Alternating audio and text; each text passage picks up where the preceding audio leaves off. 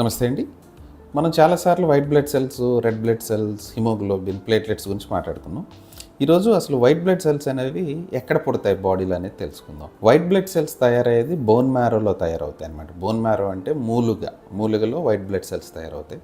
సాధారణంగా stem cell ఉంటుంది. Stem cell నుంచి ఈ గ్రాన్యులోసైట్స్ అనేవి అంటే మైలాయిడ్ స్టెమ్ సెల్ నుంచి గ్రాన్యులోసైట్స్ తయారవడం మొదలవుతాయి అనమాట. గ్రాన్యులోసైట్స్ అంటే వైట్ బ్లడ్ సెల్స్లో ఉండే డిఫరెన్షియల్ కౌంట్ అంటారనమాట. అంటే వైట్ బ్లడ్ సెల్ కౌంట్ అనేది సింపుల్గా మనం అంటాం. అందులో మళ్ళీ 4 రకాల కణాలు ఉంటాయి. న్యూట్రోఫిల్స్ ఉంటాయి, ఈయోసినోఫిల్స్ ఉంటాయి, బేసోఫిల్స్ ఉంటాయి, మోనోసైట్స్ ఉంటాయి. ఇవి కాకుండా లింఫాయిడ్ సెల్స్ ఉంటాయి అన్నమాట. సో ఇవన్నిటినీ తయారు చేయడానికి బోన్ మ్యారోలో myeloid and lymphoid stem cells అనేవి 2 రకాల స్టెమ్ సెల్స్ జీవితాంతం అవి తయారు చేస్తూ ఉంటాయి అన్నమాట.